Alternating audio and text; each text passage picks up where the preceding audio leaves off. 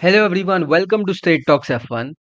Today I've got a very interesting topic on the podcast, something I've given a lot of thought to, analyzed stats, and drawn up some permutations. What if Sebastian Vettel didn't crash at the 2018 German Grand Prix? Many believe 2018 Germany, Vettel crashing, that's the point when Vettel lost the 2018 championship. And rightly so, he did a lot of mistakes in that season, but that crash in Hockenheim shifted the momentum in Lewis Hamilton's favor a lot. So that crash, that race was a crucial turning point in the championship battle.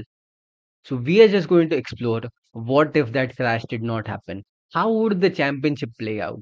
How would that affect Vettel's confidence? Would he have made as many mistakes in the second half of the season had he not crashed at his home race? Remember, it was his home race. It was very important for him to win that. So we're just going to explore that psychological angle of what went on inside Vettel's head.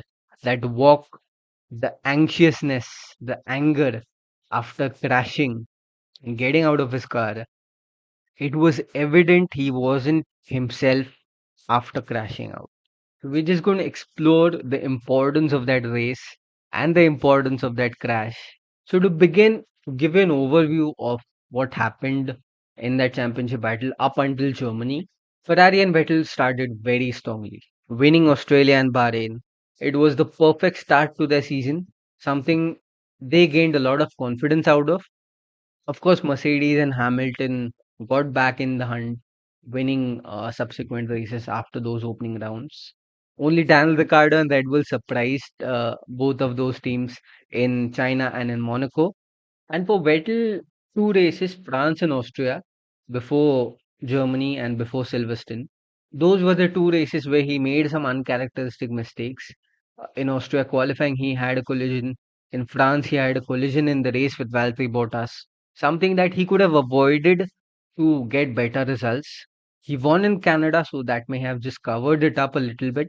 But then coming to Silverstone, Vettel was really looking good, and the worst unfolded for Lewis Hamilton. He was at the front of the field and he spun on the first lap in Silverstone.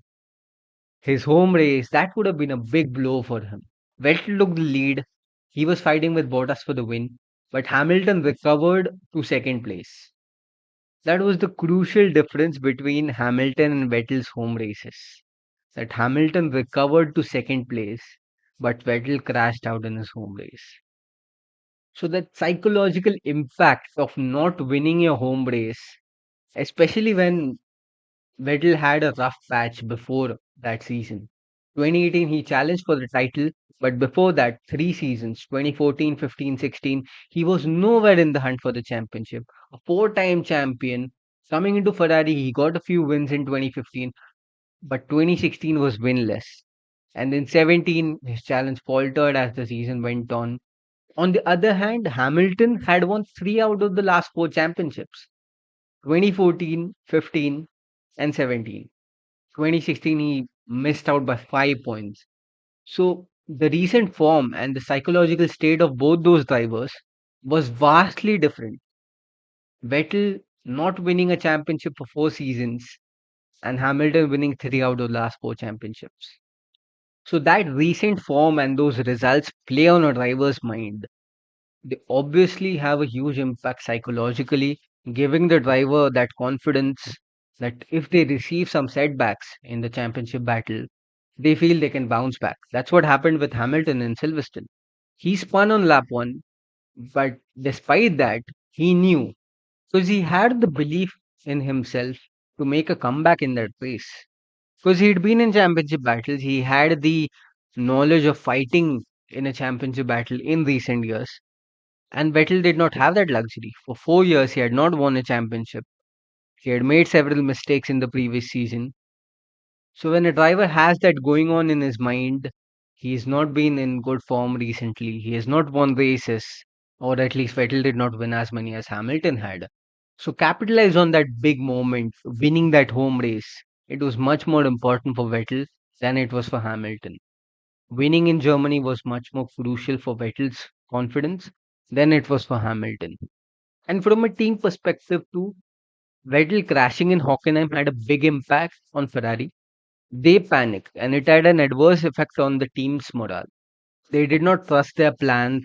They were in a development race with Mercedes, locked out in a fight in the constructors with Mercedes. So they changed course, they panicked, and the upgrades did not work when they brought them at the Russia and Japan doubleheader. They abandoned those parts because they were not working, and that set them back a bit. Mercedes trusted their plans, they went with it, and it really worked for them. That was the key difference from the technical side of things, that Ferrari did not trust their plans, and Mercedes trusted them and made it work. That's the background, how it played out in real life, how it played out on Vettel's confidence and Ferrari's decisions after that crash. Now let's understand what if he did not crash.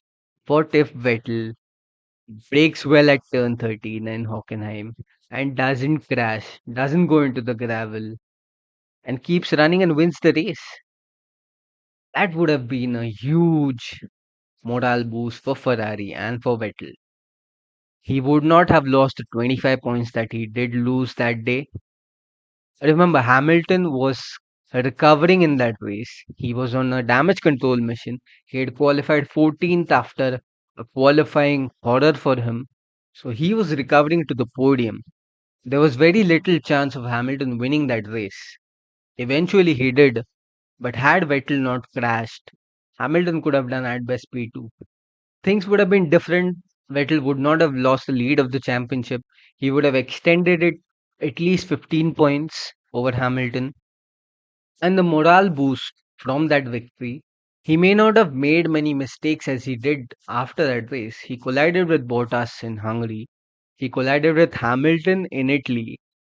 And he also collided with Verstappen in Japan. But that was a very different Sebastian Vettel.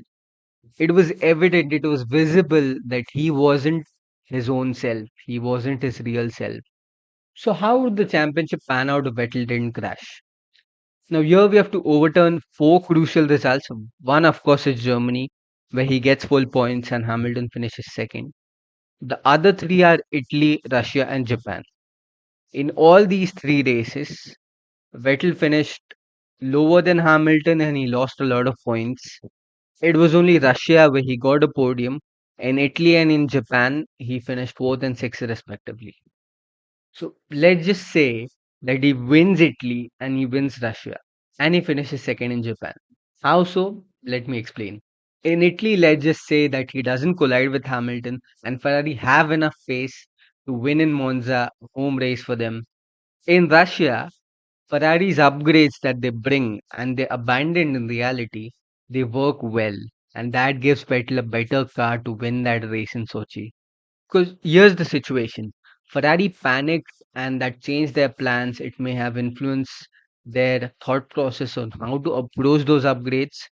So now, in this scenario, knowing that Vettel has a championship lead, they have the cushion. So they can recalibrate and ensure that those upgrades develop well and they work well when they bring it on track. And that also gives Vettel a decent car to tackle the charging Mercedes of Hamilton till the end of the season. So that's a key difference from a technical perspective, the battle between Mercedes and Ferrari. Now, one other factor that I haven't touched over here is Hamilton's Singapore Grand Prix brilliance. That pole lap, 1 minute 36, it was out of this world. It is too pure for any racing fan, any F1 fan to not happen. That was sheer brilliance from Lewis Hamilton. So we retain that result in this what if scenario. Hamilton winning in Singapore, Vettel was P3. But there are these other three races, Italy, Russia, and Japan, where the huge swing can happen for Vettel in the championship. Now, the rest of the races pan out exactly as they did, almost exactly as they did in real life. Raikkonen winning in Kota, Vettel finishing second, let's say, and Hamilton finishing outside the podium in fourth. In Mexico, he did the same. He finished fourth. Vettel finished second, and it was Max Verstappen who took the victory. Now, these are the races where Vettel extends his lead in the championship. He doesn't win, but he ensures that he gets those 6 points over Hamilton. And that could have changed a lot of aspects. That could have changed the momentum Hamilton not winning races. He won a lot of races towards the end of that season. He won in Italy, he won in Japan, he won in Russia. So these are the races that changed the tide in Hamilton's favor a lot more than Germany did. Germany was the first domino to fall, but that had a cascading effect on the following races, which boosted Hamilton's lead in the championship. After his Singapore win, he was leading by 40 points. So you can imagine the impact of these race wins. And had Vettel won in two of these races, as I said, things could have been a lot different. So let's recall how it goes points wise. After the Silverstone race, Vettel was leading by 8 points, 171 to 163. He wins Germany. His total goes to 196. Hamilton at 181 after finishing second. So the lead goes to 15 points. Now the exchange wins in Hungary and in Belgium. So 8, 15, it goes on the trading of blows. And then the change in this scenario. Vettel winning in Italy, him winning in Russia, boosts his championship lead just by a margin, but that is still enough in such a close championship battle to take it till the final race in Abu Dhabi. It could have been well enough for Vettel to hold on to that lead. So let's just say after winning in Russia, Vettel's points would have been 304 to Hamilton's 279, a 25-point lead, which is a lot in a close championship battle. A race win worth points. And Russia is the last race Vettel is going to win in this championship. Hamilton wins Japan, cuts back the lead. Then Raikkonen and Verstappen win in Kota and Mexico, which is where Vettel extends his championship lead to about 30 points. And then Brazil plays out as it did in reality. Hamilton won that race, and Vettel finished an abysmal sixth. He had no pace in that race. Ferrari were not great in Brazil, but Vettel still had that cushion in the championship. So his lead has been cut back by 17 points, but he still has a 13-point advantage going into the final race in Abu Dhabi. And what happened in Abu Dhabi in reality? Hamilton won that race, but Vettel finished second and just 2.5 seconds behind him. So let's not even overturn that result because Vettel wins the championship in this scenario by 6 points. Can you believe that? 384 to 378. It would have been a dream championship battle had the championship played out in this manner in 2018. Vettel having the 13-point advantage over Hamilton, just like Rosberg in 2016, where he had a 12-point advantage going into Abu Dhabi. But it just gives us an understanding of how one crash can have a cascading effect for a driver in the rest of the season. Morale confidence is crucial in F1, and that's what would have helped Vettel to get back his mojo in the second half of the season, not make the mistakes he did, and eventually could have won the championship. Yes, people would say Hamilton could have held off Vettel. He may not have let him win those races in Italy and Russia. And fair enough, this could have gone either way. But the fact of the matter is, this could have been a fabulous championship battle between two four-time world champions back then. It was a battle for the fifth world championship. It was well hyped, and people were looking forward to who among the two will get to five world titles first. And the other factor would have been that Hamilton would not have sealed the championship in Mexico. We would have had a season finale, a title decider in Abu Dhabi, which is not the greatest track to have a title decider. But, anyways, that's how we are stuck with now. And yeah, Hamilton could have won the championship by 3 points or 7 points. It could have gone either way. It's not just that Vettel would have won it by 6 points. It could have gone either way. Hamilton was hitting his peak form, and in a close championship battle, he's going to throw everything at his rival.